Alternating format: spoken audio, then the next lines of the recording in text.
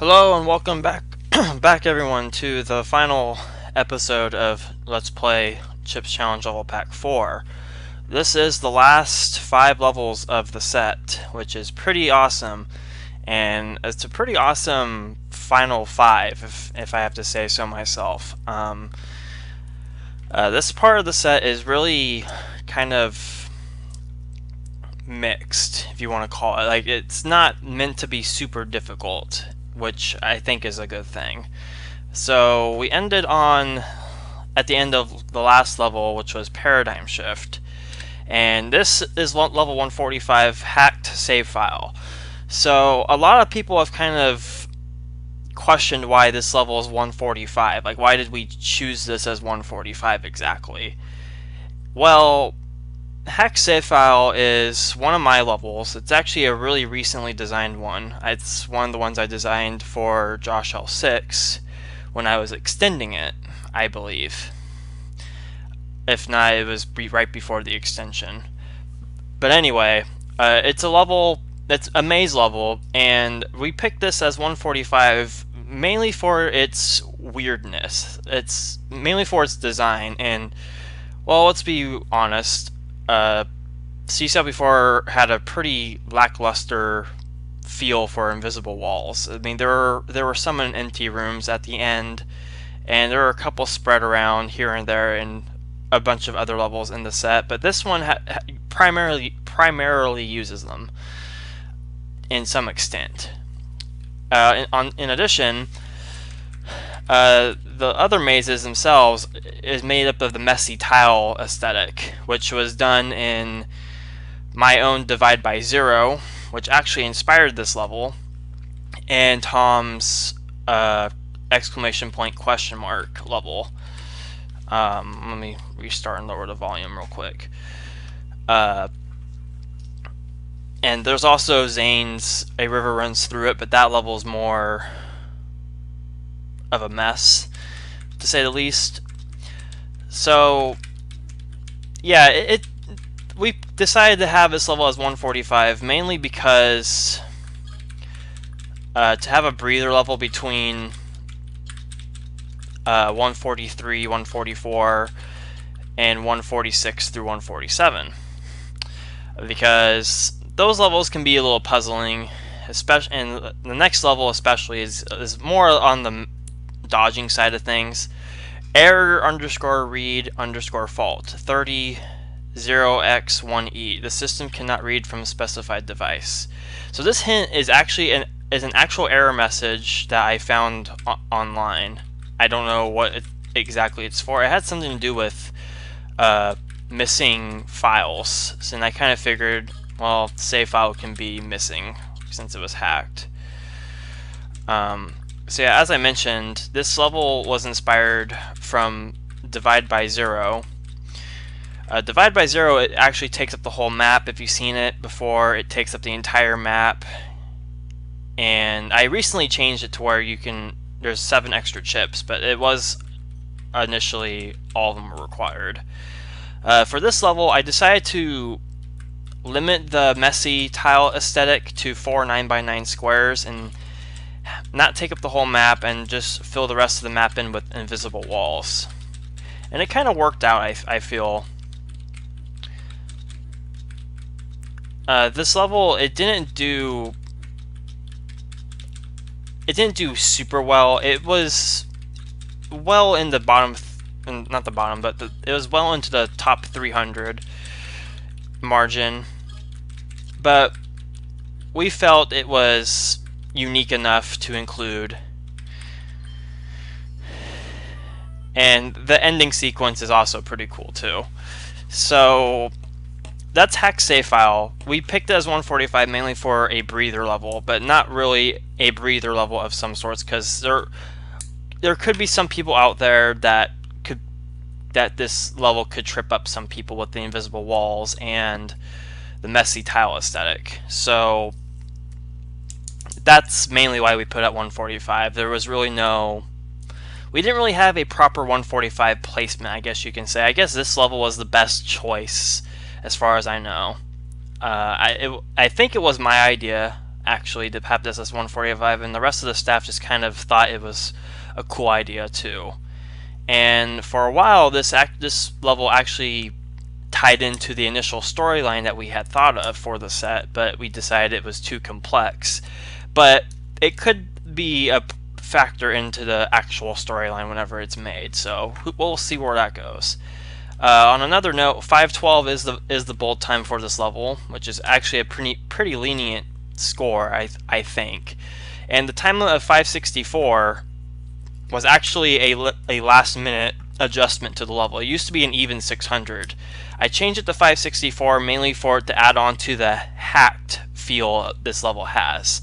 It doesn't really signify anything, but if anything, it can signify 64-bit Windows, and the lack of not playing MSCC on it, or just Nintendo 64. I really had no reason to change it to 564. I want it to be a high enough time limit for people to not really get stuck on it that long, or I wanted to provide enough time for a level of this type of design, basically. So I could have changed it to like 460 or something, but I stuck with 564. Anyway, moving on. Japanese game show is 146. So this level, of course, did pretty well in voting. It was actually really high rated. One of the hardest levels in difficulty as well. A lot of people really like this level. Me, myself, I never really saw the hype this level has, honestly. I think I gave this a 4 in voting, because it's not bad in any way. It's just, I don't know.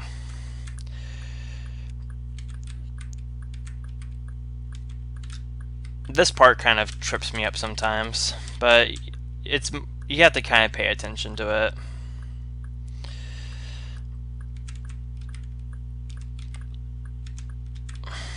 Okay, got that.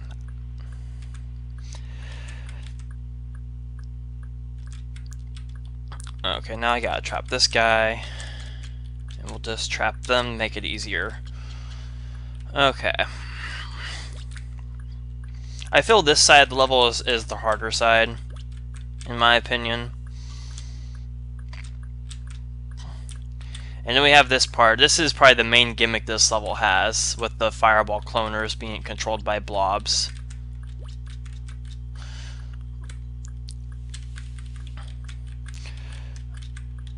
But yeah, I like this level, don't get me wrong. I never saw the super strong appeal this level has for some.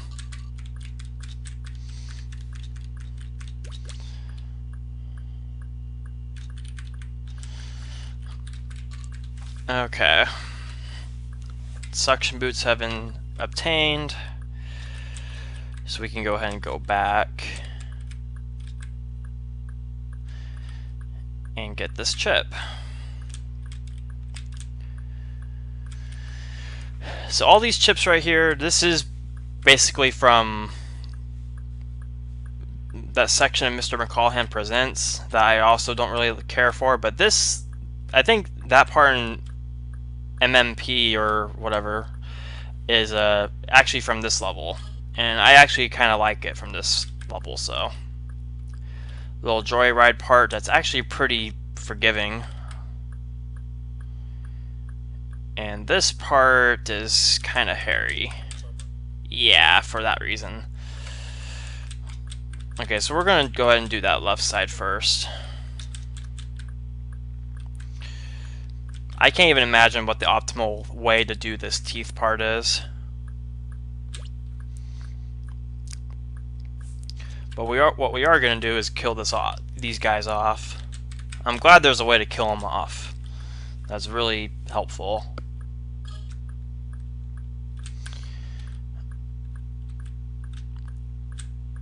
Okay, we're just going to book it.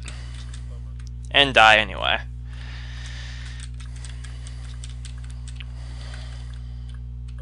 Okay, let's see what can I do with you guys. I want to say I managed to get both the teeth stuck.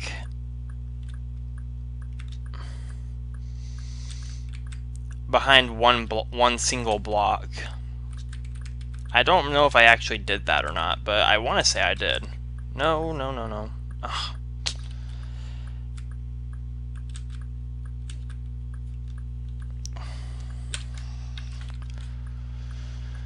Okay. Kill you guys.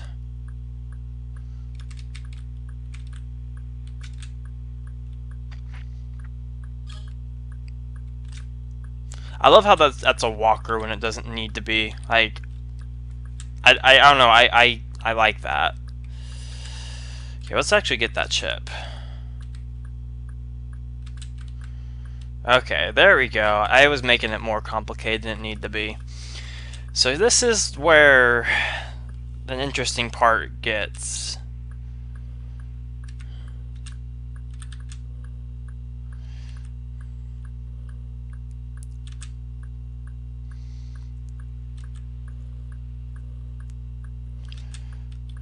So I have to rely on the top cloner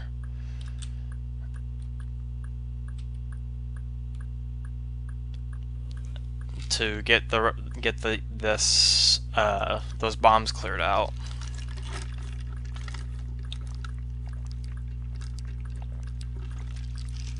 A little fun fact about this level: apparently there was an older version where I want to say the exit was actually in this part of the level, and there was an actual order this level had that you had to follow. And I guess at some point the designer obviously changed it to where you can take it on in any order you wish, which is actually really for the better, I feel. I think it's safe to kill that guy.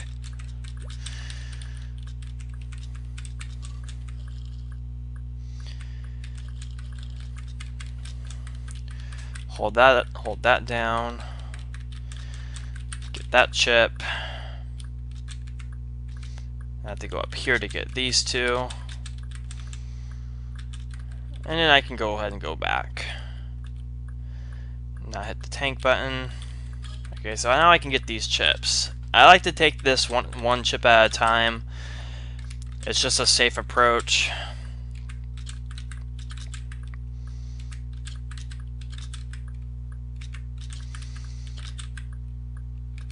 Okay, there's that.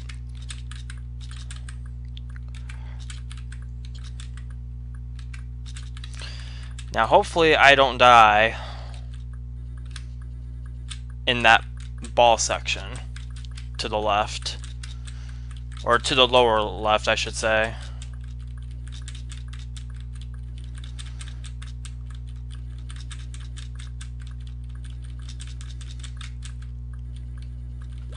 Get that. So yeah, don't have a whole lot to say about this level, because there weren't really many changes this level went through, if any at all, at least for CCLP4. Wonder if there's a way kind of do them both at the same time.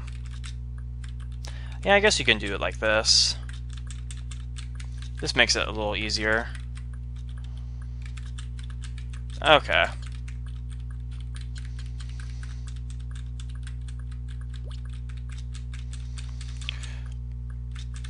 Now I just can't die to this.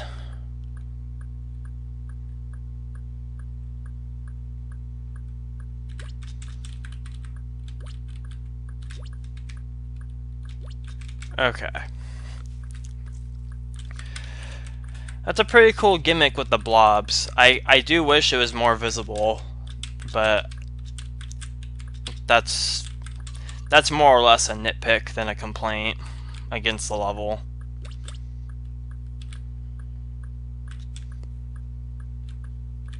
So I just have one more chip to get, and that's the suction boots.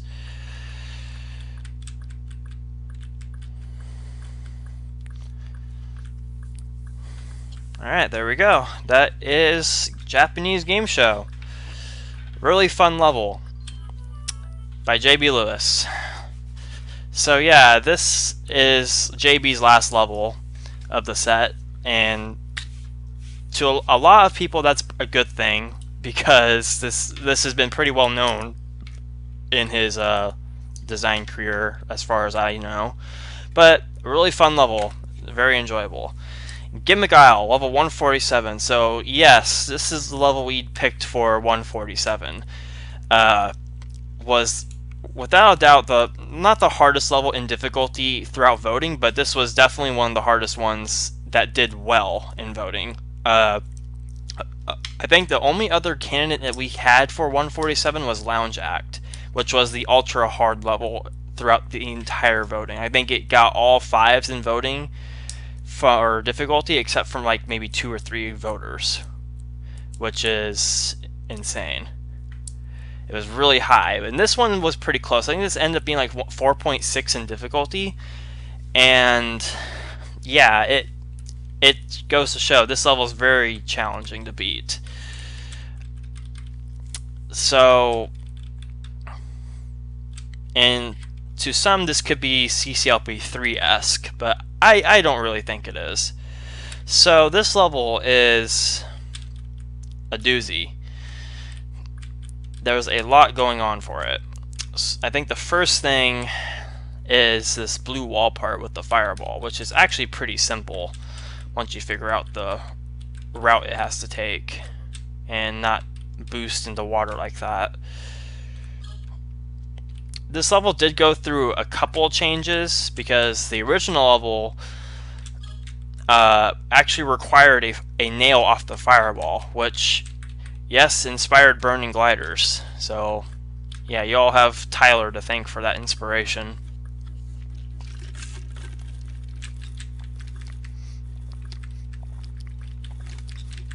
So we don't want to kill that fireball off, because we actually need to use him. Because there used to be fire in these 2 spots right here, and that they're basically required to use the fireball for a nail. But it was made optional, so you can still do it. I'm actually going to go ahead and try it. Haha. I don't know how I got that, but I did. I always had trouble with that. This part was changed too, with the pop-up ball, because there was a way to, I think, to save a pop-up ball, and Tyler didn't like it like that, so he changed it to make both the pop-up balls required. I think that's how it went. Because you have to go around like that. I don't know. I like that change. I don't know about others, but I like that change. A lot of people were definitely happy with the fireball nail removal, but I am glad it was made optional, because that did make the level challenging in some aspects. Okay, so I need to use the blue key for that. Hit the tank button again. And I think, oh, I can't go back now, so we'll just move on. Get those chips, because those are not harmful at all. Get that one. And go ahead and get the yellow key, which you do have to use on that. Okay, I can go ahead and get this chip real quick. And go through here. And go down here.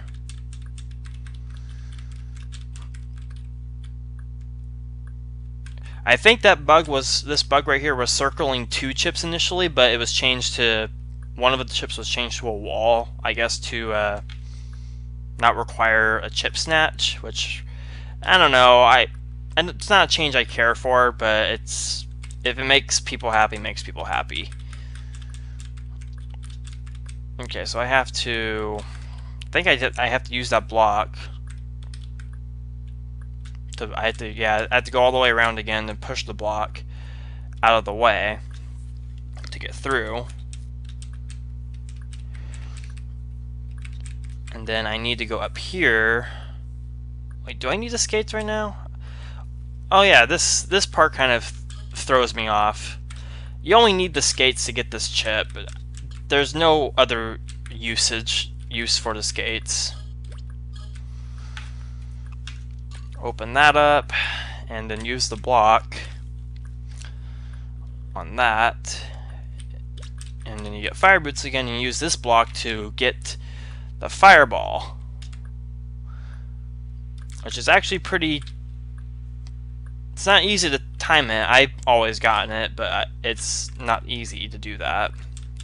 So then we have this room, which is a really cool puzzle, I have to say. So originally you were able to touch the border of this level because there was a yellow key, specifically that one on the far right, that you can use. That was initially on the border. However, I think it was JB that pointed out, and I'm glad he did, that asked if that could be changed in some way to not be on the border, because that was kind of a annoyance to some of us, myself included. And it was changed, thankfully. So that yellow key can be collected, actually. There's no harm in getting it, and I hope I was supposed to come back down here. I don't think it really mattered, did it? I don't think it mattered. I think I can go back through here too.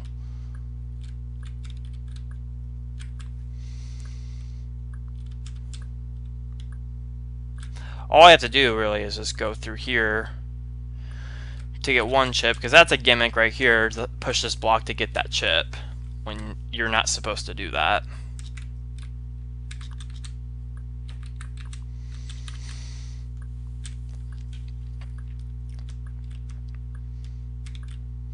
And you can just use the flippers to look around the level, which I think is a pretty cool part to this level. That can be a little dirty, but it's not too mean. Alright, so now that we have suction boots and all the chips, well, that socket didn't do much now, did it? No, it did not. It didn't do much at all. So now here, this is the part of the level that's honestly the most memorable for, in my opinion, with the socket bit.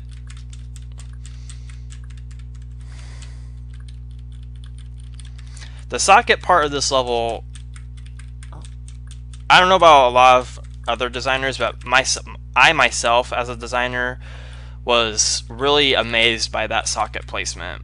I think Tyler himself was even amazed by it too. And the little bumper part, thank goodness those are by 3s. So the socket itself, like the path behind the socket, doesn't do much. However, the socket does, in fact, do something. It gives you time to block off the paramecia to keep these toggles open, so you can get the red key, which I think is an awesome gimmick. And with that, Gimmick Isle is completed by Tyler Sontag. Amazing level. Super happy this got into the set. This was definitely one of the levels I was pulling for throughout voting. I think it makes a really amazing 147. It's definitely my favorite one out of all 147s across the sets. This is definitely my favorite. It's the right kind of puzzle. It does it just right. It doesn't throw all this mess at you that you have to figure out step by step, and it takes days, weeks to figure out, because at least for me, Avalanche took that long to figure out in CCLP4. And Cloner's Maze took around a couple days, I want to say, back when I LP'd CCLP2, because all 3 of those parts were, or was it 3 parts? I don't remember, but I remember that level took me a long time to figure out too, and then finally record a successful run. But anyway, Gimmick Isle is an amazing level. Super happy it's in the set. Alright, 148, Gravity Well. This is the what the fuck level of CCLP4, and I don't know, this level definitely has that going for it, I have to say. Let's see if I can get an improvement. I doubt it.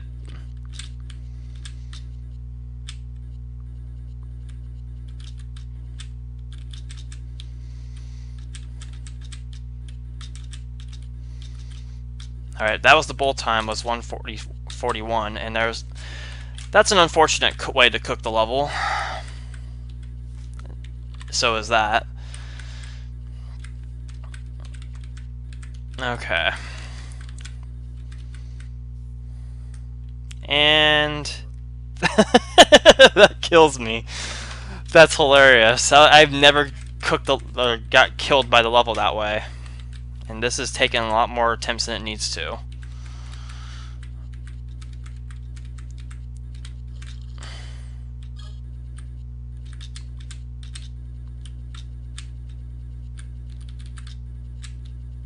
Okay, where am I going?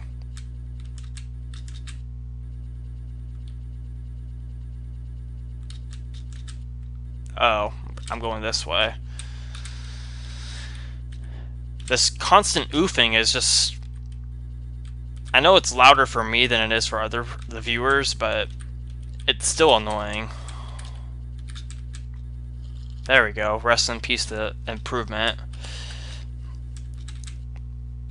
Oh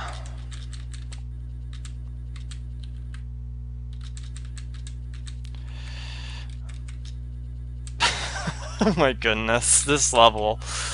That level is a level. I don't have anything else to say about that. But Gravity Well is completed by Jeffrey, who's obviously, this is the last level because 149 is not his. But Gravity Well is definitely a interesting level. Definitely a unique concept in its own, and it has the what the fuckness going for it.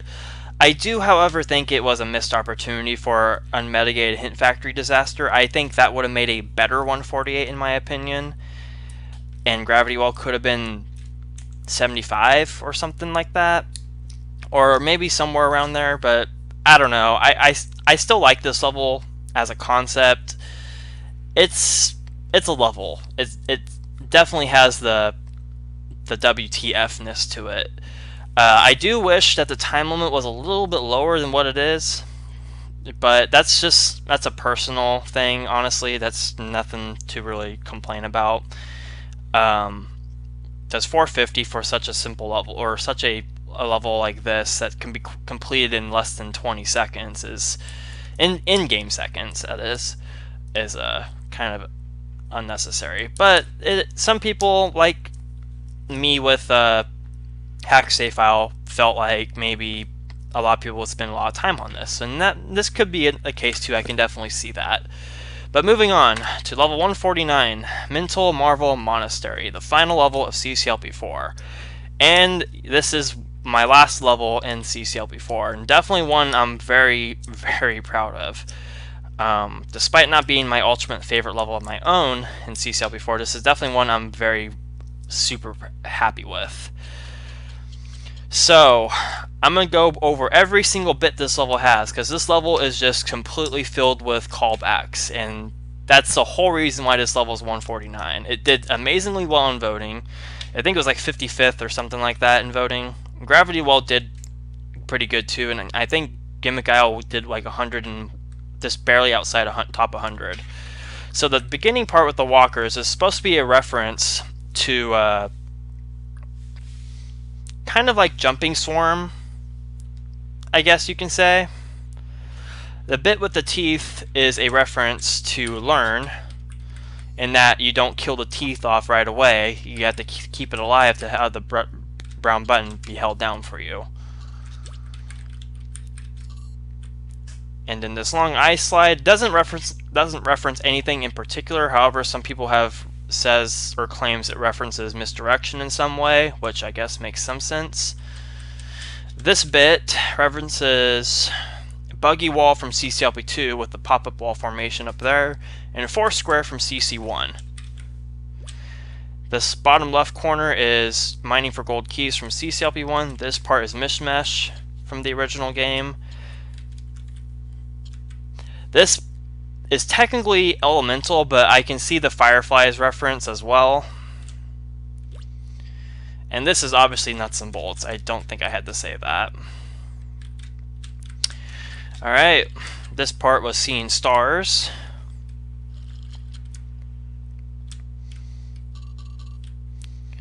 And in this part is, I'm honestly pretty impressed with how I pulled this mechanism off. This whole mechanism right here is based off from CCLP2. And this is obviously blue blocks. I had to throw that in here. I just had to. So yeah, this level is quite the level I'm proud of. Okay. This part is nothing but corridor. Yeah, and these two blocks in the corners right there are actually have fire under them. Just as a somewhat callback to CC1's infamous hot blocks. This is from Rat Race from CCLP1, and also used to be much more rude with the glider spacing. Worried Yet. I swear that hint has so much potential for a follow-up to this set. If it's not CC2.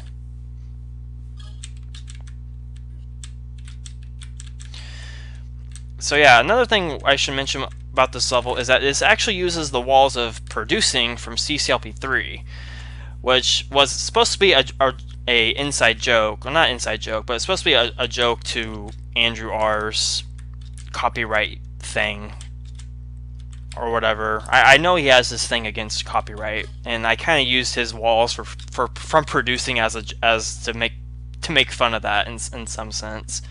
I don't know if I succeeded, but with this level in particular, I think I did.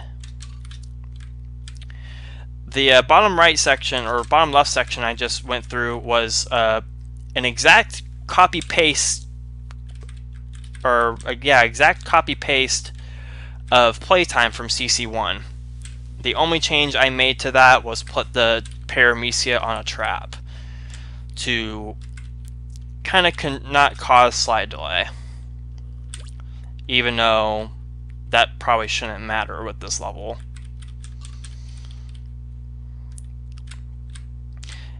And the single chip behind a green lock is supposed to be a reference to Mazed In. Supposed to be, but I don't think I had that listed. And this references Toggle Best, which everyone hates except me. Yeah, I threw this in just to make fun of you all. I think this was a copy-paste of a section of Toggle Bust as well. But I don't remember for sure. This Force 4 slide really doesn't reference anything. But if anything, it can reference, I guess, Spiral. And not last but not least, this Fireball is a reference to the Fireball behind the socket in both Lemmings and Traps 2. Either one works. And with that being all said and done, that concludes CCLP4. So, I actually didn't expect to talk about all those callbacks, but yeah, those are all the callbacks. The hint itself is from counterclockwise from CCLP2. I tried to have an equal amount of callbacks from all the official sets in the original game with this level. Yeah, that's Mental Marvel Monastery. The third and final entry to that CCLP3 Walls competition that I submitted last February, or February 2016. So, all that being said, CCLP4 is done, as I said. And let's just go ahead and have this long-ass outro. My thoughts about CCLP4 and my experience of being on the staff of this amazing set. All staff history aside, I absolutely love this set. I am 99% proud of this set. It's almost exactly how I wanted it to be. Of course, there's obviously levels I wish would have made into this set aside from shuffling. There's other levels I wish were in CCLP4, of course, but as it stands, it's an amazing set. I definitely stand by it being my favorite set, not just because I was on the staff for it. All that aside, it's definitely an amazing pack to play. I really hope a lot of you guys have enjoyed playing this. It was a ton of fun to work on. The levels in it are just outstanding. I think it was a huge step up from CCLP3. Huge step up from any of the sets, even CCLP1. Even though CCLP1 had its own initial goal, CCLP4 didn't have that same goal, so we had to kind of fulfill that with just providing some kind of equal difficulty for people that everyone would love. And I really hope we succeeded in that. I'm still kind of, it's kind of hit and miss from what I've seen and witnessed after CCLP4 is released, that difficulty overall is a little bit more on the easier side of things I would have liked, but I don't think that's a bad thing. I think it's, if anything, it's more of a welcoming thing. It doesn't just throw instant puzzles right at you, start at level 1 or anything like that. And I'm really glad this set turned out the way it did. It's an amazing set. I really hope everyone that has played it so far and people that have yet to play it, I do hope it was enjoyable for you or will be enjoyable for you. Yeah. So my experience of being on the staff, I've never been on a CCLP staff before, and honestly I never thought I would have been. But upon realizing that JB didn't want to take on a leadership role for the 3rd time in a row, and I don't blame him for that at all,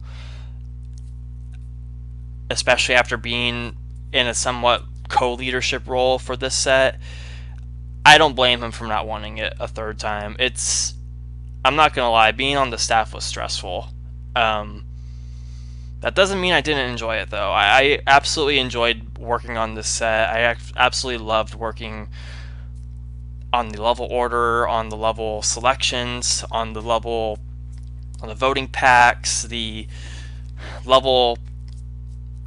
testing, all that stuff, the organizing stuff, anything I basically did for the staff, because once voting ended, I kind of laid back, because I felt like as a staff leader or co-staff leader, that Jeffrey and I, since he was the other quote-unquote co-staff leader, we kind of split our roles. Like, I kind of took control for the first half of the set's construction. Basically anything from the start to when voting started, when voting was going on.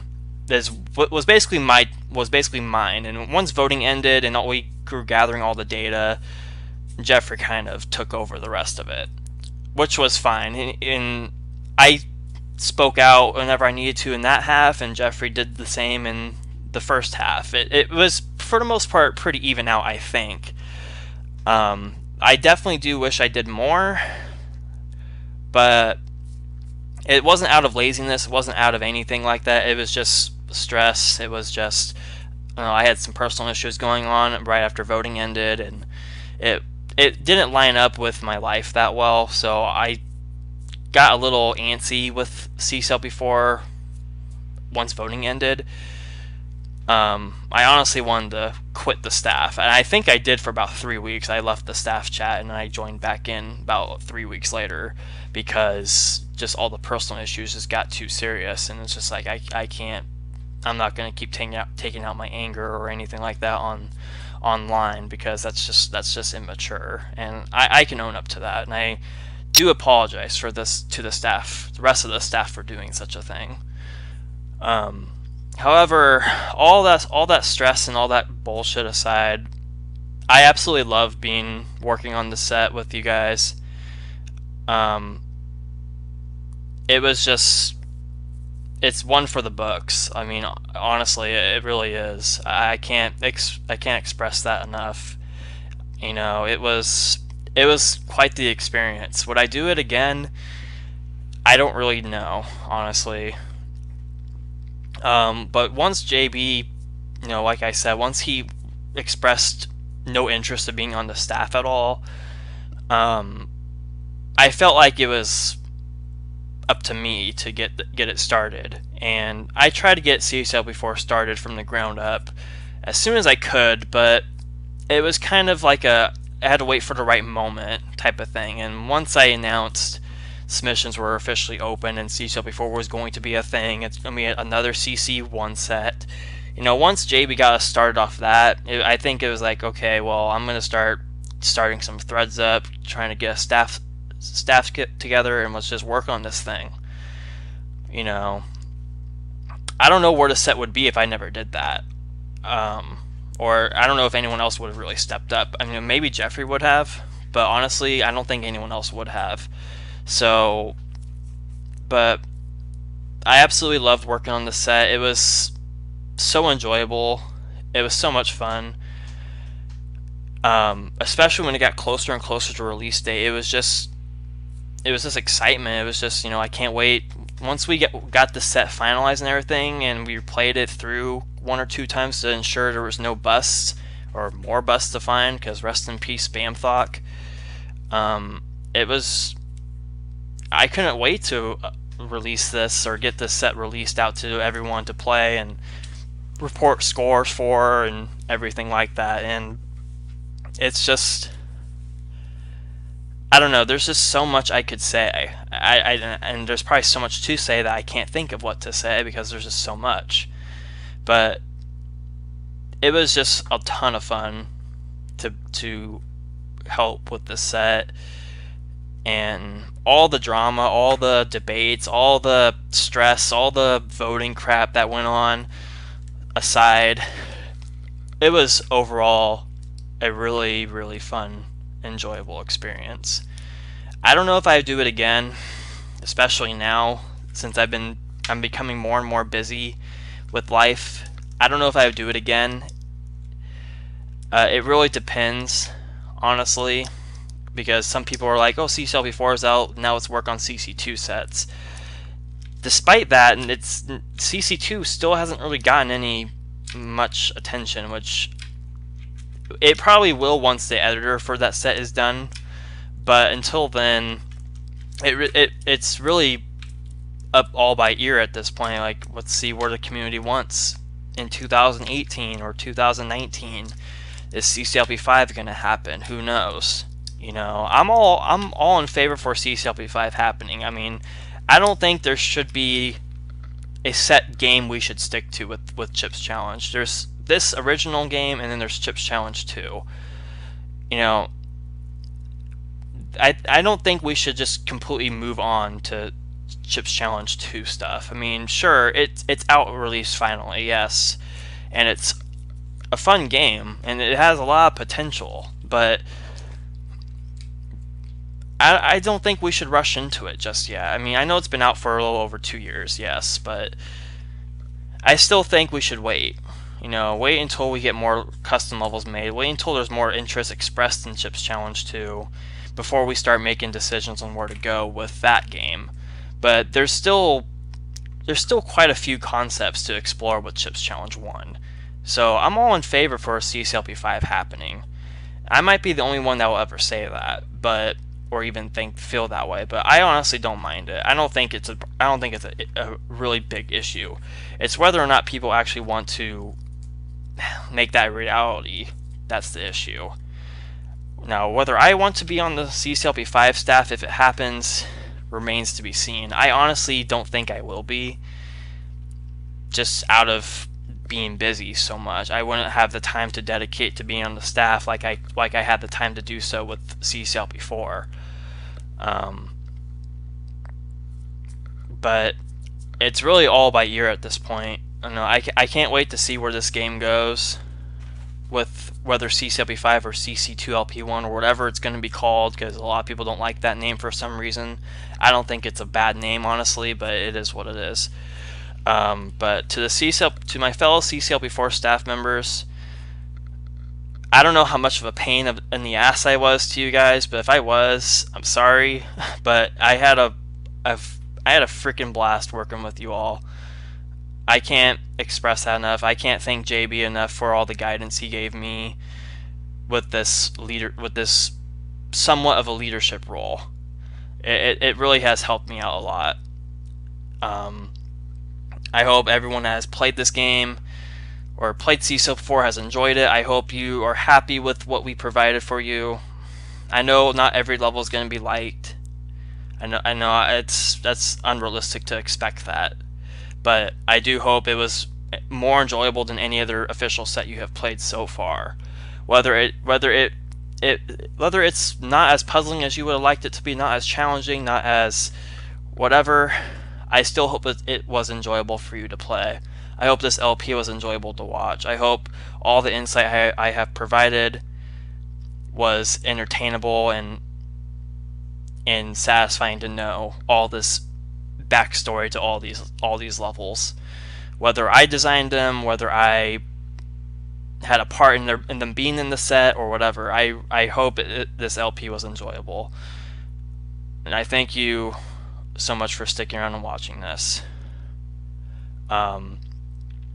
Any final thoughts I have will be said at a later time, I guess. I think it's kind of funny that this ends on episode 17, which is the amount of parts that my CCLP4 Abridged series has, which I think is kind of hilarious. I didn't expect that, but it happened. So, that series, by the way, is out on in JCCLP Rejects on Pie Guy's site if anyone wants to play that. It's like levels 192 to 208 or something. I decided to release them in that set because it's too long to be in Josh L7. But thanks so much for watching, guys. Thanks to the CCLP4 staff, the rest of the CCLP4 staff, for helping make this set as what it is. I think it turned out pretty damn perfect. It might not suit other people's desires with puzzle heavy levels or maze heavy levels or whatever, or a bunch of Sokoban levels, but CCLP4 became its own set, and it definitely got its place. I can't express how happy I am with this set. I just can't. It's a lot. But thanks again for watching, everyone. I hope you enjoyed. I'm gonna end this long ass outro now. I'm gonna try to get back into ZK Adventure when I can. But until then, I've been thinking about LPing up some Pokemon games because I've been really playing those lately. Ultra Sun and Ultra Moon come out in like 4 days, and once those games come out, I'm gonna be playing them non-stop. So I can't guarantee I'll make another video anytime soon, but I'll get back into ZK Adventure when I can. That's not gonna end, I promise you. And just thanks so much. That being said, guys, I'm ending the video. It's 50 minutes. See you guys at a later time. And the CCLP4 story will be out when it's out. I promise.